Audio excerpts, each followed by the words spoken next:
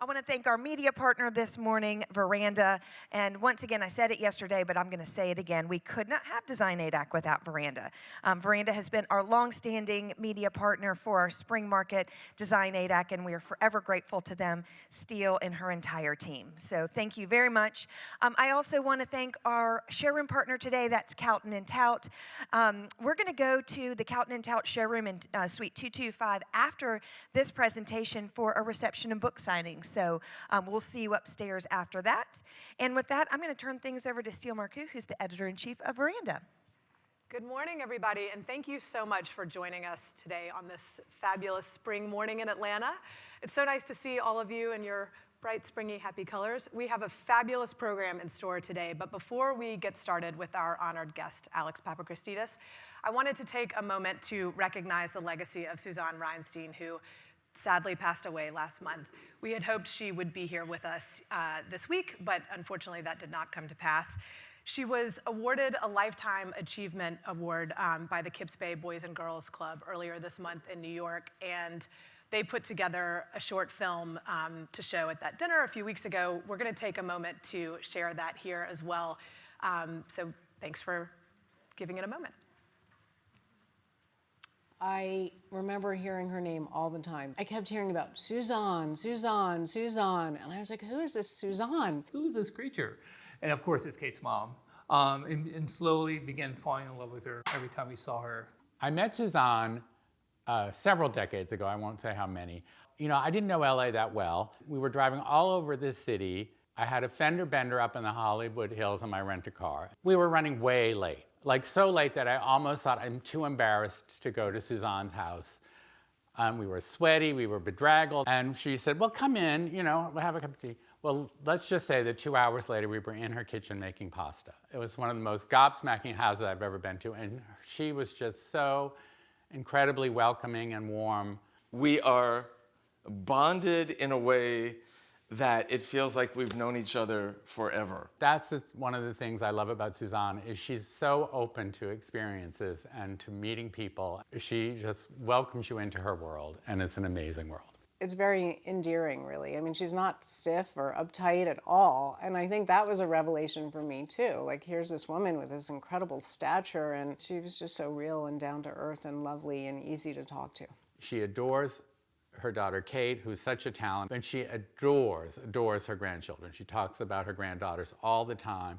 She's such a family person. I felt like I was in the presence of nobility and honor and kindness and a mastery of talent. When I say mastery of talent, I mean there is an ease and an effortlessness with this work through the maturity of a life spent looking, traveling, reading, referencing. It's so part of her being, you know, it was destiny that she would become a decorator. People think because of the elegance and quietness of her design that she will be as quiet and serious. And truthfully, she's silly and lots of fun. So one of the big delights for me and the big surprises was seeing her place published in Architectural Digest, the one in Montecito. It blew me away. I didn't realize she did such modern work. Suzanne is an amazing mix of her New Orleans traditional background, her love of elegance, her love of old things, and then the California sensibility. Curious about everything, about no stone unturned, always ready for a new adventure, interested in every idea. We're all on the job site, wondering what color to make this stucco on the outside of the house. And there sits Suzanne. She's sitting on a pile of sand, and she reaches down, she picks up a pile of sand, she goes, it should be this color. And everybody's like, oh my God, that's exactly the color it should be. It's really designed for living. Most of her clients have come back to her over and over again over the years because, you know, she listens to them. It's always the relationships and the people. She wants her rooms to be used, to be loved, to be lived in. It's one thing to live with beautiful things. It's another thing to live beautifully. That is thematic. She's never done. Always opening another book, asking about, you know, what else can we look at? One of the great lessons of Suzanne's work is that quality lasts. You know, if you can't afford the best wine, drink the local beer. Buy the best that you can. Hold on to it. Don't pay attention to fashions. Pay attention to what you love The whole experience was a joy, and it was a great education. Every one of our meetings ended up being a party. She loves to give a party. She loves to attend a party. She comes across as very composed and so forth, but she is a complete nutball. Loves cracking jokes and loves cracking dirty jokes. Every day was fun. A complete uncensored love, a passion of having a good time. Suzanne was so excited about getting this award. You know, she does amazing, amazing work. She's so supportive. She's so generous. She loves her team. She loves her family. She loves to support young designers. You know, you really feel that she's this warm, incredible light, and she like shares that with the world through her beautiful rooms. Thank you all for...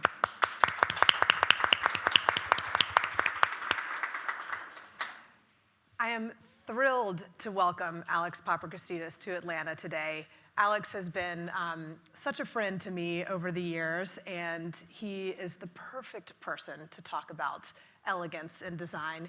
Alex, I like to say that you embody elegance in your person as well as your work. Well, so do you, Maine. Oh, well, thank you, thank you. And so does Veranda, by the way, Thank you. which is so nice.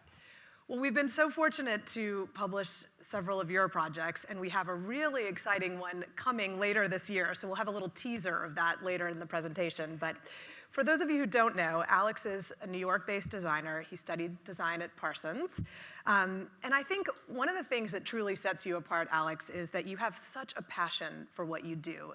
And you really seem to enjoy it, and you enjoy the process, and you love your clients. You welcome ideas and input from your clients.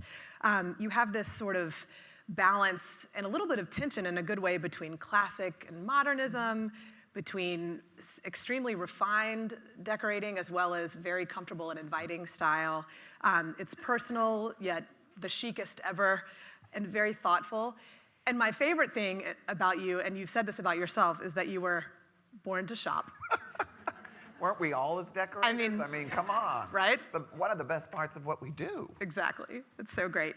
So thank you so much for joining us today. And without further ado, I'm going to take us into our slides. Oh, there we are, as if you couldn't tell who we are. Alex has a new book out called The Elegant Life. He will be doing a book signing, as we've mentioned, in the Count and Tout showroom just after this. It is a fabulous book. I'm fortunate enough to have read it several times cover to cover, and thrilled to take us all through some of the spectacular projects today. So Alex, tell us a little bit about this space. So this is an apartment that I did for very, very dear friends of mine, and it was originally done by Mark Hampton for their first life. And my friend remarried, and her new husband, and she kept a lot of the things, and I decorated it for the first time. I decorated it after Mark Hampton with her next husband, and the interiors were very classic. It was done in sort of a beautiful, beautiful way that was timeless, but they felt like they wanted something fresh and something new. It was a new part of their life. So I redid the apartment. It's actually my first book, and it's keeping the antiques and refreshing the fabrics and changing the curtains and sort of refreshing the apartment, adding a few modern elements. Then 10 years later, they call, and they're like, he says, I need you to redo my office. And he's a doctor, and I redid his plastic surgery office in Park Avenue. And we did it sort of attractive things, a little vintage, a little catalog. And he said, all right, well, I want to redo it now, and I want to do the same thing to the apartment. I said, well, we're not shopping out of catalogs, because he's an incredible art collector. And the apartment is in a really unbelievable Candela building. And it's one of the largest simplex apartments in New York that's repeated. Wow. And it's really, really this is the entrance hall, which is, look at it, it's enormous. And I said, well, we can't shop out of catalogs because there needs to be a balance of artwork and furniture and collecting, but we can certainly create a 20th century collection of furniture. And that's what we did. And I think that's I'm very good at creating collections and sort of in an individual way, focusing and jumping into my clients' shoes. So we took this entrance hall that was brown wood with a mahogany door, and there was a mantle in the entrance. And you can see it in the first book. And he wanted a huge wall for this enormous Christopher Wool painting that we put on the wall. And I refused to rip up these beautiful herringbone floors, so we stained them gray. Beautiful. Which sort of, again, I love that concept of keeping something old and making it a little new. We cleaned up the moldings. There were like cartouches and things all over the room that just were too fussy. But we kept the moldings, just cleaned them up and made them a little more sort of Parisian 1950s rather than, you know, that 80s New York decorating. and sort of refined it, but kept the bones.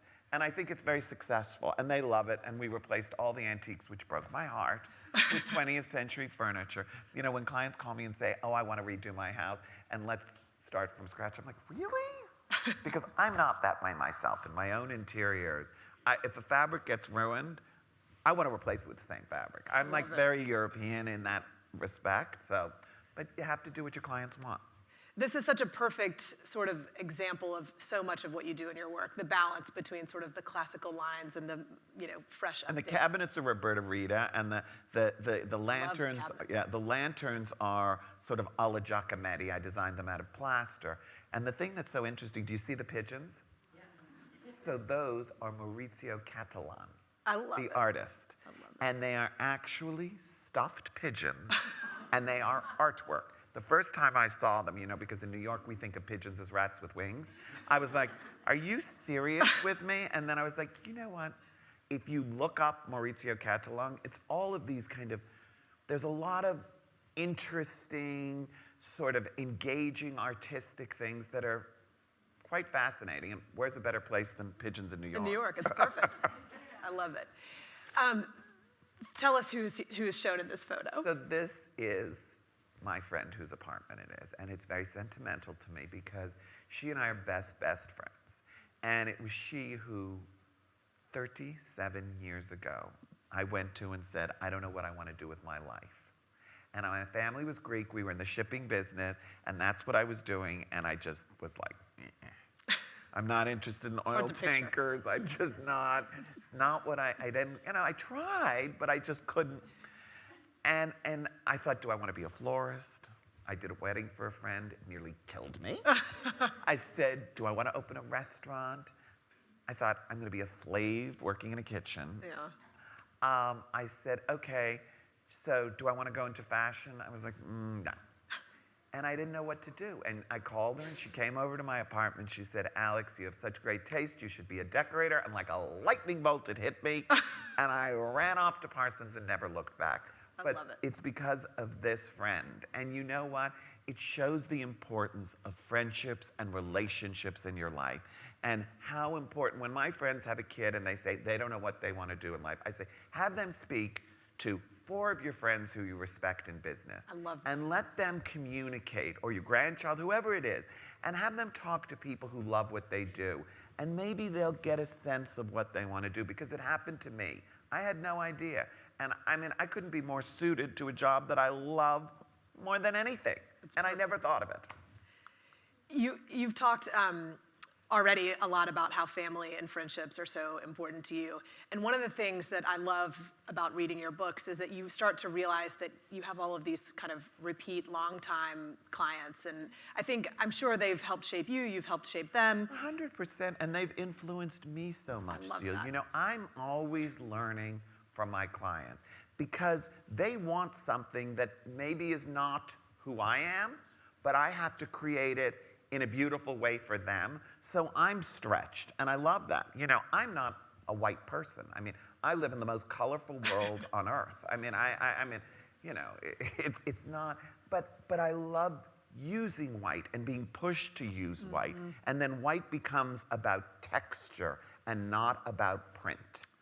You know, and this room is full of Larson and Count & Tout fabrics, because I mean, Larson, I think, was one of the great geniuses of texture. And I think he was one of the first person, Jack Larson, to sort of use textures in such an interesting way, sort of heavier things and lighter things, and really, Almost like a painter. Yes, because texture is what works when you're using minimal color. It's how you get that depth and that interest in a room. Is this that same New York apartment? Yeah, this is the same apartment. So when he said, I want to create a modern interiors, we went to Ward Bennett, we went to Gabriella Crespi, we went to Carl Springer, We went to Maria Pergay, we went to Lalande, we went to Giacometti, we went to, the art was totally him.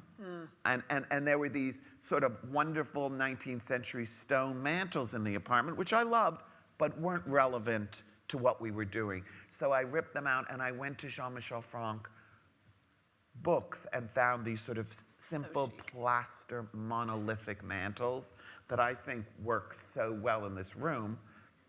But you can see, we still kept the overdoors, we kept the classical molding, which I think gives the room gravitas. I think it makes it timeless. I was going to say, it's so timeless, even Right. though there are these really clean lines. And I think that's what keeps, you know, you never want your clients to have to redecorate because the room looks dated to me. You want your clients to redecorate because they want something new. And I'll often say to my clients, really? Why do we have to redecorate? You know, I know that's not smart, but I mean, Counterintuitive to the business. no, it's just because it makes, you know, these rooms tell stories because I remember every trip to Paris and every trip to Stanford and bringing that chair back in the trunk of our station wagon. And, you know, I remember every little thing. And so these rooms become so personal, I hate to see them change. Yeah. Same apartment. Same apartment. This was an oak library that had been done. And we, again, stained it gray. Ugh, love it. And it just, you know, and that's kind of tricky to do because it's hard to get that color of gray, but we got it and it was right. We looked at a lot of samples. I was going to say, how many samples did Yeah, a lot. A lot of sampling. Over the mantle is Maurizio Catalan, again, trophy wife I love it. of Stephanie Seymour. Brilliant, brilliant. The desk is a great story. So the desk is Gabriella Crespi. And we had always wanted this desk. She had loved it, and she had always wanted this desk. And by the time we looked at it, I remember when this desk was $10,000 or $12,000. By the time we looked at it in New York, and it was $350,000 for a brass desk made in the 70s. They could have Marie Antoinette's bedside table for $350,000. I mean, let's be real here. What are we doing with this? And so, but luckily, I found, so I said, no, we're not spending that money on a desk. That's just stupid. That's where I draw the line. You know, it's just silly. But we found that in Italy, the Gabriella Crespi people were reissuing the desk in bronze for literally like an eighth of the price. Amazing. And we bought the desk in bronze. We mixed it with a Plattner chair. The coffee table we bought in at one of those Architectural Digest shows. I love it. Where they show new things. And I brought the client Stafford to the show. And he's like, Alex, you sure about this coffee table? I said, I don't know, Stafford, I just have a feeling. I love the fossilized top. I love the way it's sort of this weird shape. Let's buy it. That coffee table is 10 times what we paid for it. I mean, he's now become like this big deal artist. So cool. So, you know, when your clients are saying to you, you know, oh, I don't know. If you believe in something, be firm about it because, you know, they love that. And they also love the concept of value and that they're getting something in the beginning. Sometimes people think, oh, that's too cheap. It's not good enough. Look, it doesn't matter I think you buy things on the street that are chic, you buy things at a flea market that are chic, and you put it all together and sort of create interiors that look collected and interesting. The little side table there is, well, the little one next to, again, the Ward Bennett chair, is Hickory. And he's a French artist who creates artisanal furniture.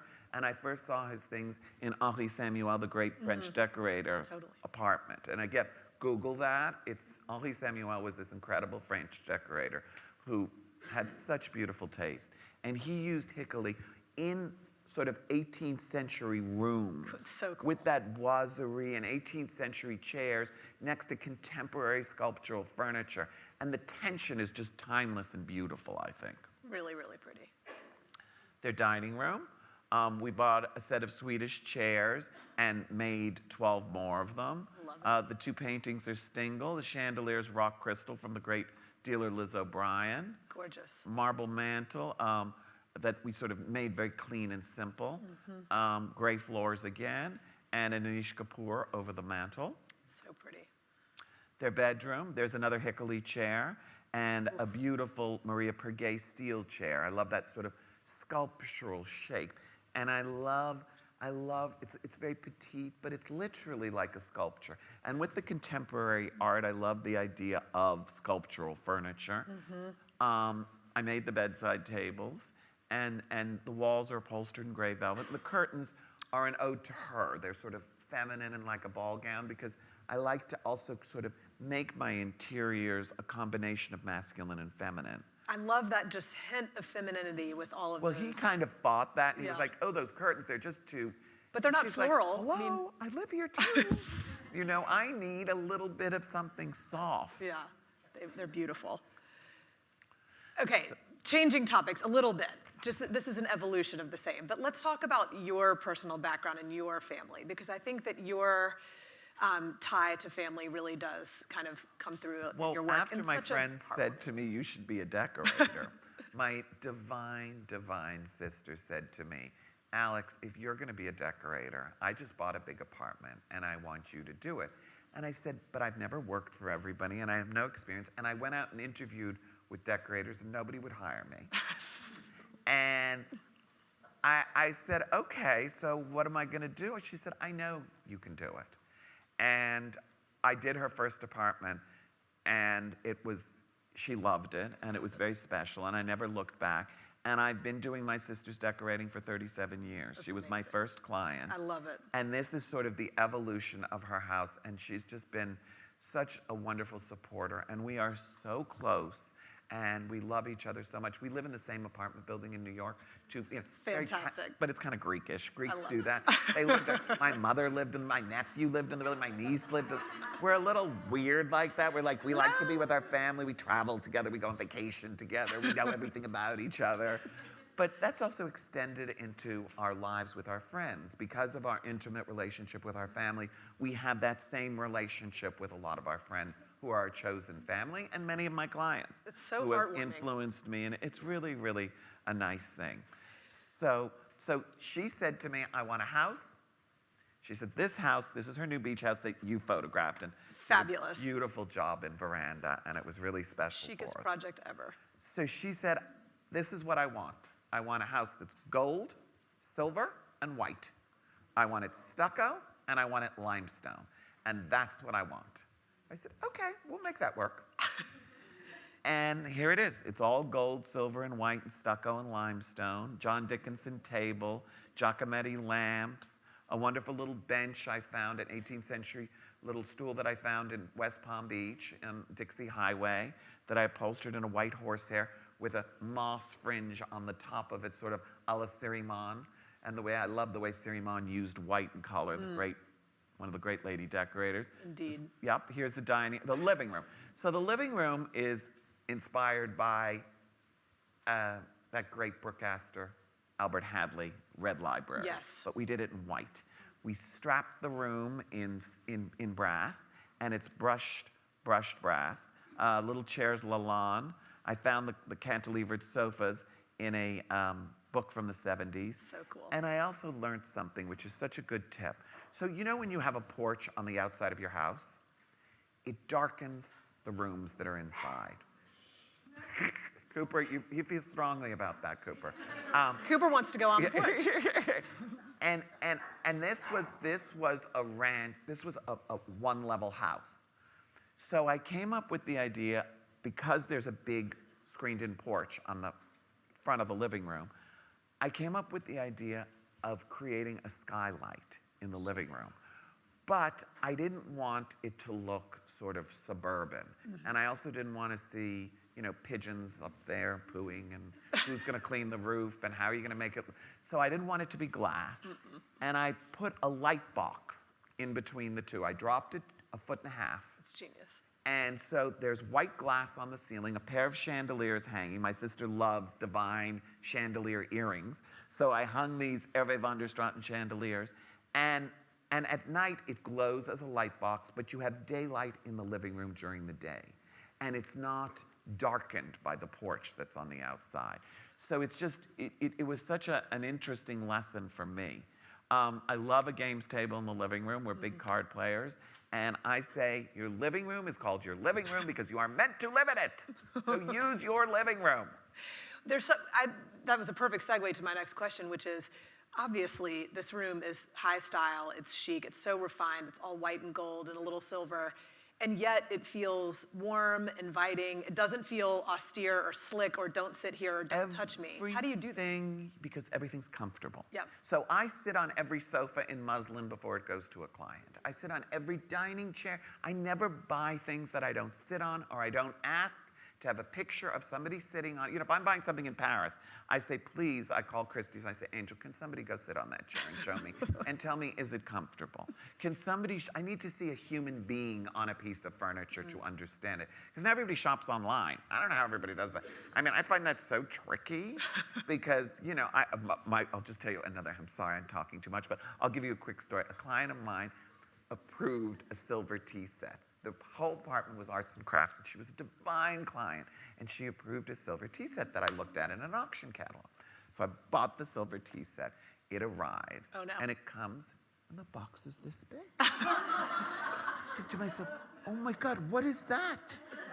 They open the box, it's for a doll's house. I'm like, oh my God, I spent $7,000 on a doll's tea set. So the client comes to the meeting, and I'm like sweating bullets. I'm like, I just ate a $7,000 tea set. I'm a moron. My niece is getting a great Christmas present. Okay. I bring the tea set out. Cooper, I bring the tea set out. Cooper's worried about his, you know, he's not gonna be able to go to the hairdresser over that tea set. So I bring the tea set out to the client. She comes for lunch. I said, I just want you to know I made a mistake. Here's the tea set that I screwed up on. She starts laughing. She says to me, Alex, I said, I am not letting you have this tea set. Of course, I am absorbing the tea set. She said, oh, no, you're not. I'm buying that tea set, and I am displaying that tea set and keeping it out that Alex Papachristidis isn't perfect. And I have that on you for the rest of your life. So it was just so cute. That's amazing. So so just be careful about buying online, guys. I'm just saying. I mean, if it's $200, okay, but so this is their TV room. I love this room. So we did this first for us, and you're going to see it Veranda coming up That's for right. our That's Christmas right. story. Yeah. So, and I wondered, where did I get this idea of this U-shaped sofa? And then my partner Scott and I were watching TV, and we were watching like Nick at Night or one of those channels, and there's that genie's bottle. And I'm like, oh my God, that was my inspiration for these sofas. I Dream of Jeannie. Do you remember that bottle she had in that divine sofa? I love it. Well, that's so I call it my I Dream of Jeannie sofa. And it's so it. divine because you can seat like 14 people on those sofas. So this room's super fun. Those sconces are 4.5 feet tall, and they're from a Michael Taylor project in LA. And the carpet's woven leather from Beauvais. Carl Springer coffee table, and the chair is a Louis Philippe French gilt rope chair, but I upholstered it in white leather. Oh. I love that kind of taking something antique and giving it a fresh, modern feel. Perfect. It's amazing. Oh. So this is her dining room. This is her dining room. So we did this oak dining room, limestone floors. Every room has a different limestone. And I worked with an amazing architect, Kitty McCoy. I like to use local architects. Whenever I'm doing a house in a city, I always want to find the best local architects. Smart. I always use local florists. I always encourage my clients, wherever your house is, try to support local industry because it's so important to these towns and these places that you use local people. So I used a local architect who was amazing, oak room strapped, and then we commissioned Nancy Lorenz, the artist, to create underwater sort of seascapes in mother of pearl and gold and silver leaf. Phenomenal. The table is steel and is made for us by Jerry Bland, Eve Kaplan, who, if you aren't familiar with Jerry or Eve, look them up. They are amazing. She's an amazing artist who was an 18th century furniture restorer. And so it's all made out of ceramic, and it's very, very special. Did I No, click too fast? keep going because we got to keep moving. Okay. This is from my childhood. So years ago, I grew up in New York, and I went to Studio 54 in Xenon, and I had all these sort of divine, attractive, glamorous girlfriends, and we'd go to parties at guys' houses, and there were always these parties, and we went to this bachelor's apartment, and he had this 1970s Love it. Steel kitchen by the decorator. I don't know if you remember him, Jay Spector. He was an American decorator, but he had like, everything was like steel, but so chic. And I saw this steel kitchen and I thought, wow, how fabulous is this? And I never had a reason to use it. But then my sister, when she said to me, I want a silver gold, I said, you're gonna have a steel kitchen, but we're gonna mix it with brass. And so we created this steel kitchen for her. And it's just, to be in it at the beach, it's this like cool, cold, kind of divine chic thing. And it's all reflective. The great thing about the brushed steel, and Boffy did it for us. We ordered it from Boffy, but the architect helped to make it work, is that it doesn't show the fingerprints, the brushed steel. It's amazing. Yeah, that's clever. So this is their bedroom, which is really crazy. So it's the ocean is here, the bay is here, the whole house is set up on stilts because it has to be. The bottom of the house has to be breakaway because when you're building a new house, now on the beach in the Hamptons, FEMA insists that the bottom of the, I mean, you don't even want to know, it's so complicated, but anyway, so the house is up and in front of you is a nature preserve. So the views are just insane. And I didn't want sort of distracting paintings and things in the room. We created Jean-Michel Franck paneling, and then we commissioned Rob Wynn, the artist, to do a glass bubble room. So the whole thing is mirrored glass bubbles, and it's like, again, this underwater kind of, but it just glistens with the light. The desk is a great story. So the desk is by Chris Schenk, and it's a Brooklyn artist. And so my partner who's here, Scott, he's a big Tom Ford person, and he wears a lot of Tom Ford and loves it. So we walked into the Tom Ford store on Madison Avenue, and they used to have this incredible Lalande desk, which I've always been obsessed with Lalande. And again, if you're not familiar with them, Claude and Xavier Lalande, a husband and wife team, French, they're both passed away. They were artists who created artisanal furniture of animals and nature, incredible things in bronze. And they, in the old days, you used to buy them for a couple $1,000s for the objects, and a big piece of furniture was $10,000 or $12,000. So I forced my old business partner to buy a pair of the monkeys, which she paid $35,000 for. They're now each $4.5 million. Oh my God. So they have taken off. They've made Giacometti look like nothing. But anyway, so the Lalande desk Tom Ford had taken home because it had become so valuable. And he replaced the desk in his showroom with Christopher Schenk. And I just loved, it's made out of styrofoam and gold leaf. So chic. And I love it with an 18th century chair. I love that idea of that juxtaposition. I don't know what I was thinking, but I made a note to ask you about sort of the art of restraint. And with every slide, I'm like, no, this isn't the right image to ask about restraint. I keep waiting, and then I'm like, not yet. This is a different project. This is perhaps, besides your sister's house, this may be my favorite project in your book. And I just there's again, kind of a nice family history connection to you with this one. Well, you'll see, and then I'll show you in the next picture. Yeah. But so this is, so I got a call. Actually, it wasn't even a call. It was an email. And another lesson is, make sure you read all your emails. Because I got an email from a lovely couple in Athens, Greece, who wanted me to fly to Athens to do a project for them, to interview, to decorate a triplex apartment in a 1970s building, full-scale gut, renovate apartment in Athens. And this is the apartment finished. And they had purchased a lot of the stone, and they wanted me to work with it. And I created and collected furniture for them, sort of 18th century, neoclassical, modern things that I felt were appropriate for Athens. And we did this. We built with the architect there. And oh my God, this architect in Greece was an unbelievable contractor. I was inspired by the Villa Kirlos, which is an incredible house in the south of France. Again, if you don't know it, Google it. It's crazy town chic. It's unbelievable. It was built by a merchant in the turn of the century, and it's a Grecian kind of neoclassical palazzo, but in the south of France.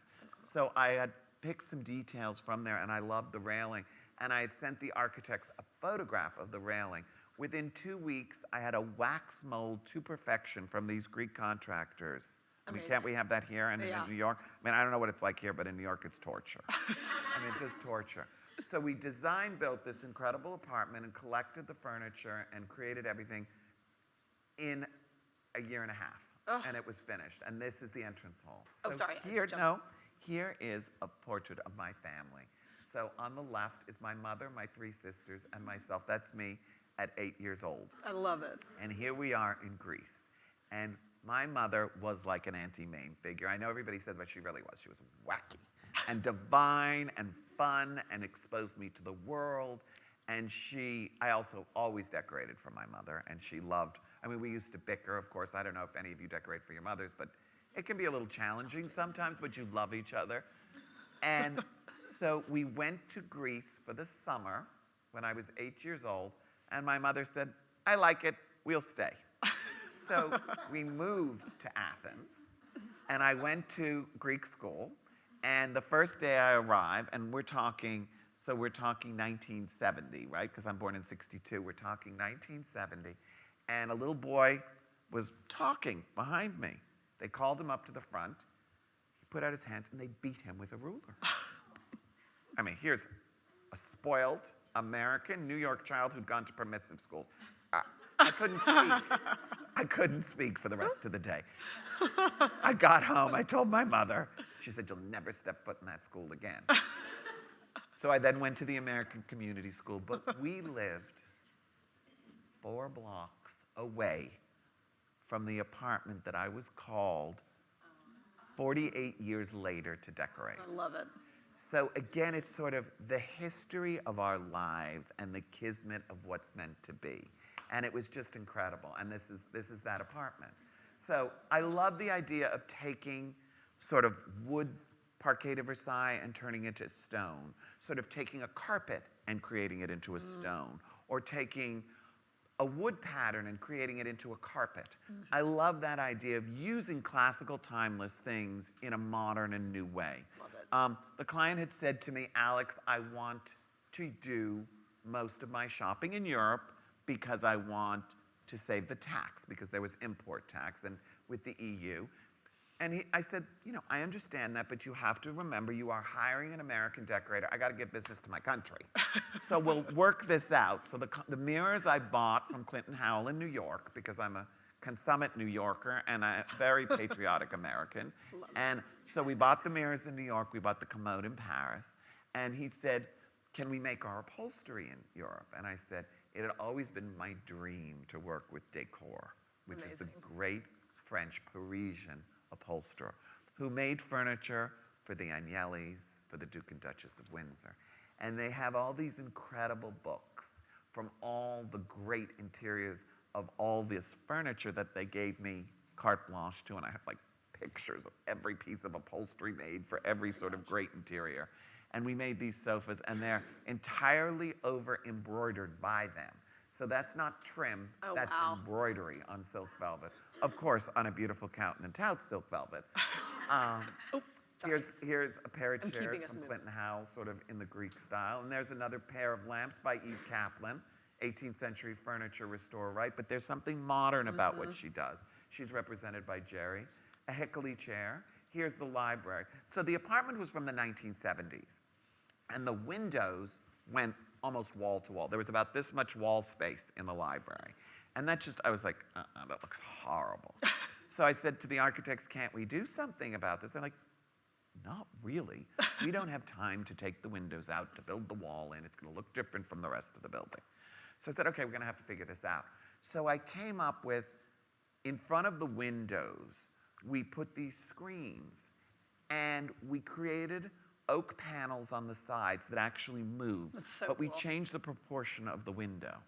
The carpet was made for me by Beauvais, and the fabrics and textiles are 18th century from the flea market in the Pouce on the pillows, except my signature item, which is Laminac silk velvet leopard and tiger that I always use in my interiors.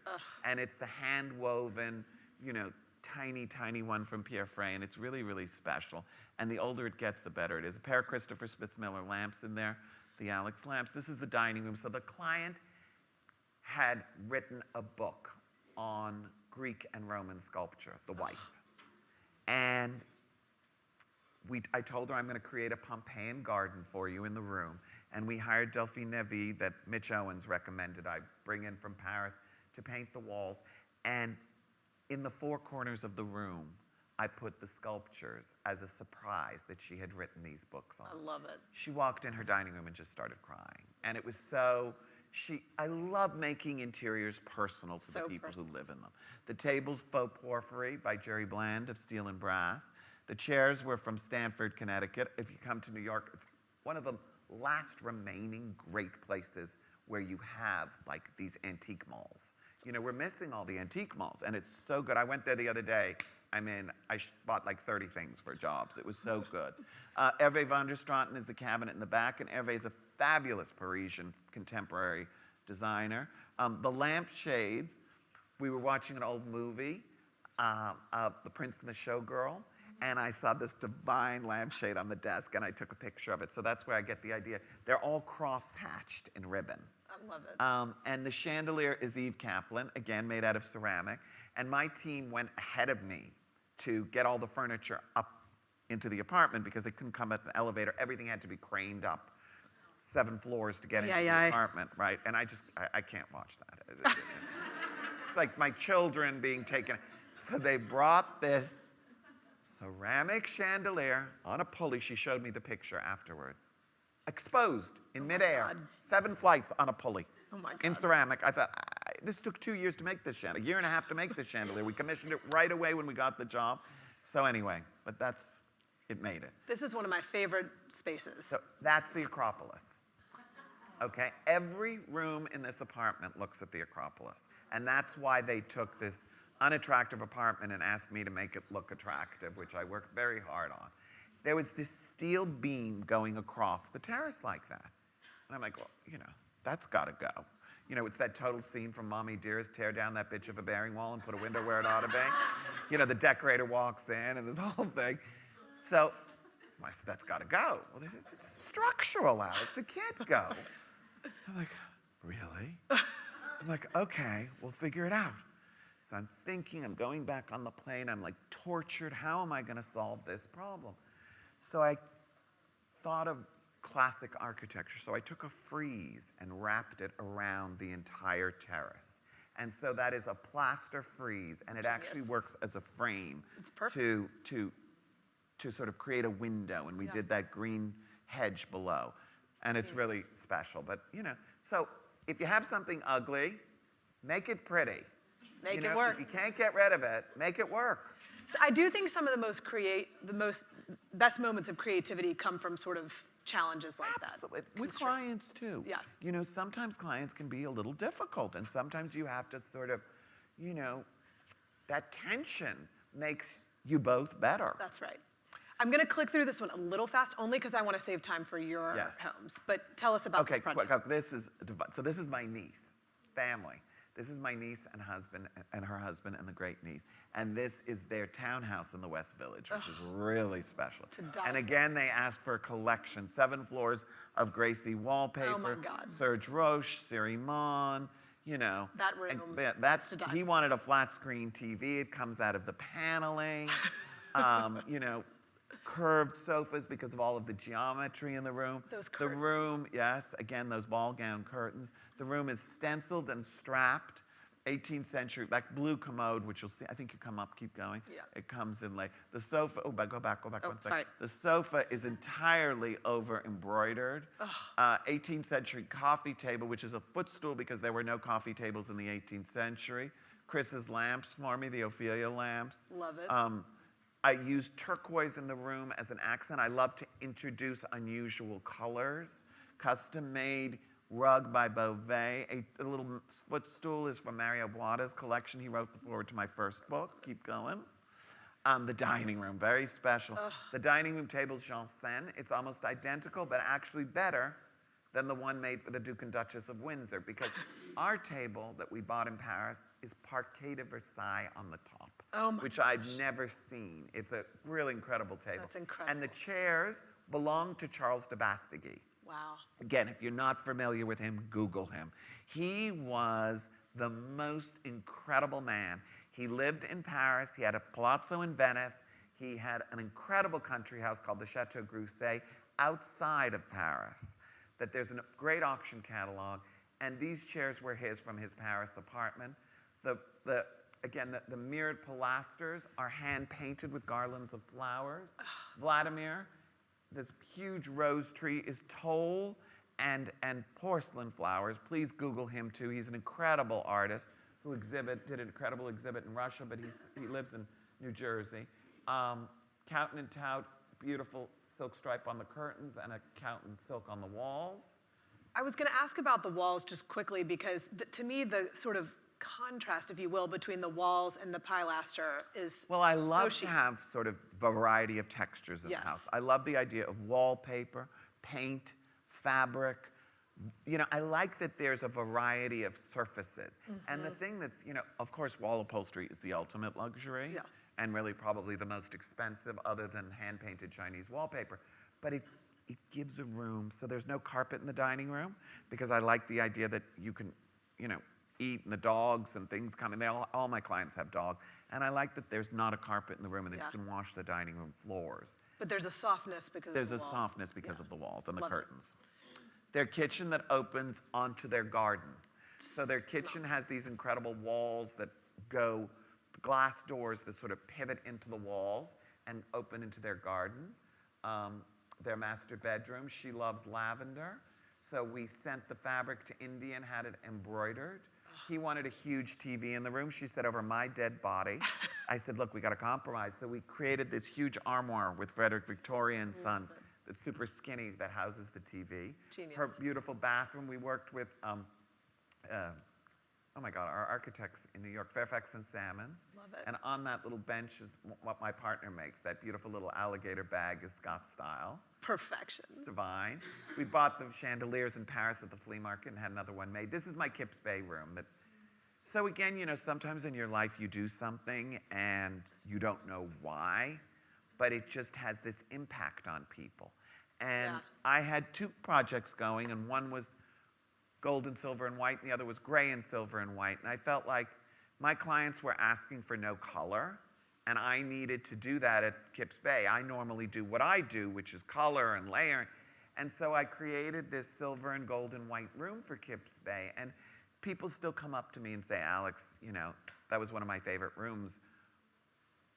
And it was just, Gracie did this beautiful wallpaper that was inspired by history. History's so important to me. It was Condé Nast's ballroom that Elsa de Wolfe did.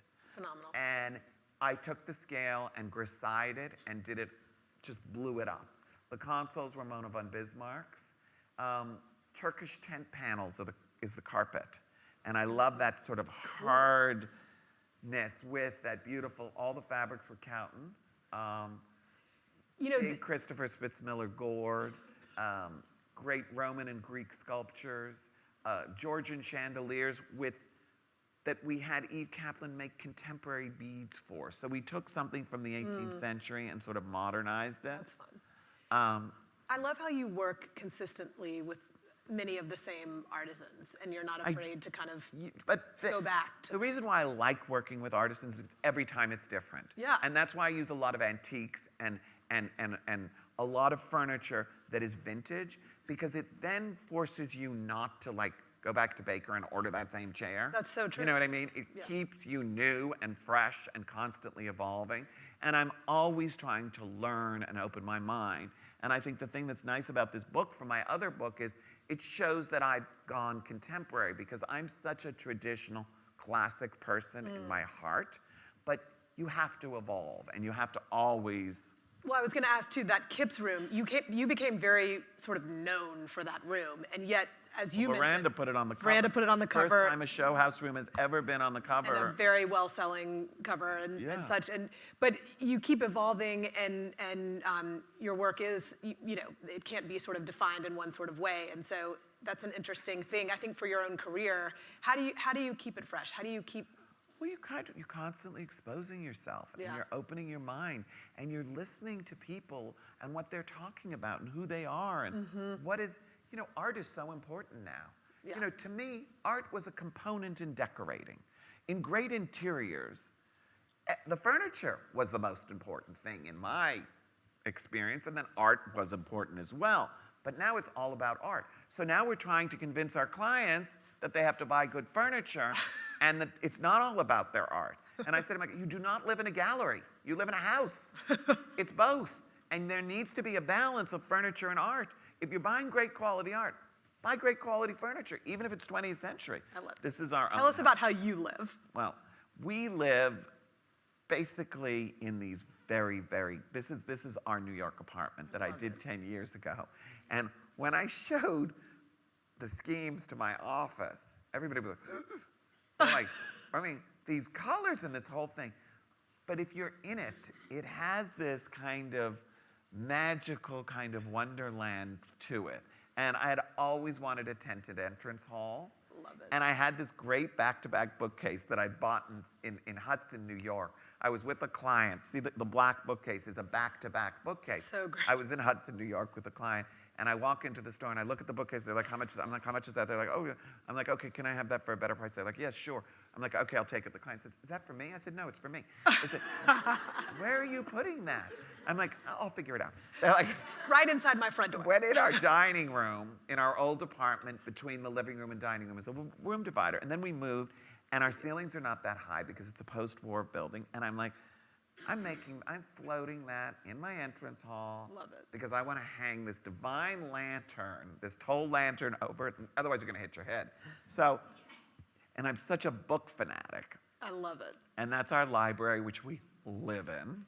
Fabulous. Velvet walls, and one of my rugs for Langhorne, and a John Roselli coffee table, 18th century chairs.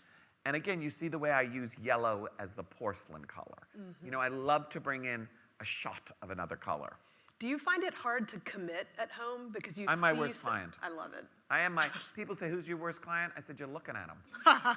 Too many choices, way too many things. I drive my office nuts. I'm like, can you pull that scheme here and let's play with that and tweak it? And because we see too much. You know, there's just too much for us. But clearly, I use it all.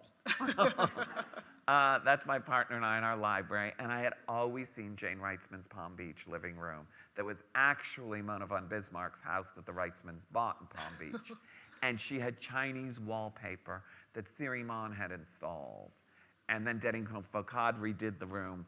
And I just always loved the idea of Chinese scenic wallpaper in a living room. And you think, oh my God, you take your hand away from your heart to do Chinese wallpaper in your living room, it's so expensive. But here's the trick, no artwork. Yeah. You can't put It is artwork the on artwork. Chinese wallpaper. It is the artwork. So it is the artwork. So it's kind of expensive, but worth every dollar. I want to make sure we talk about entertaining because you are the most gracious host. And I only know that because Veranda's had an incredible opportunity to photograph you hosting Christmas, which you all will see later I this year. think it's an extension of who we are as decorators. The Yeah. home is so important. And entertaining is such an important part of our life. And sort of, I teach my clients, housekeepers, how to set the table and, how to fluff the curtains. And we buy the dishes. And it actually started another business of mine, Everyday Elegance, which is an online tabletop business. And I've actually designed dishes and that's my partner and I, Lisa McCarthy. And I've created lines for clients to have and custom-made dishes. And years ago, I was reading on the style icon Pauline de Rothschild, who was one of the great tastemakers of the 20th century. And she had created these books of her dishes and linens, and that's how she kept track of it. And so that's what I've smart. done.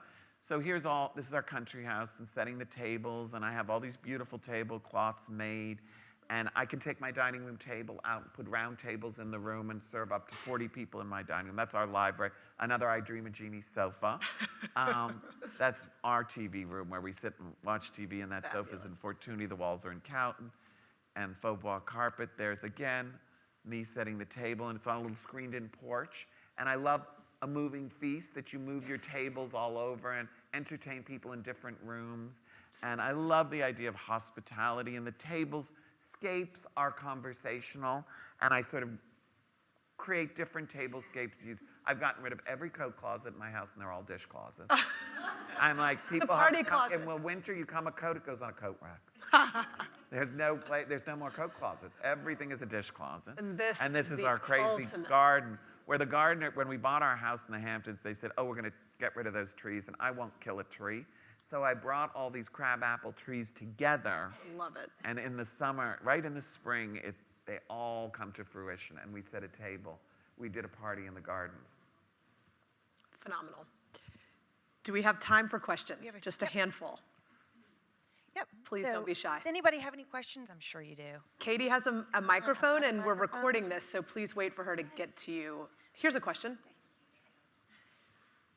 It's not really a question because I feel like you talked about so much, but I have to tell you, I'm just overwhelmed with your joie de vivre and your fun, your sense of fun, and that must carry through in all levels of everything that you do, and your clients must just love you. Well, they get a little depressed when we're done. They're like, can we buy another house? I'm like, settle down, Sparky. We just finished this one. Okay, but I need a little air. Well, they are Okay, lucky. They're but lucky to have you. You And I must tell make it that really to fun. decorators always, make this, decorating, no matter what it is a luxury. And it doesn't matter what the budget is. It should be fun. It should be a positive process. And you should have a good time doing it. And we giggle in my office all the time. The clients, we have great relationships. The people in my office love what we do. I'm always like, it's time to go home. Just go home.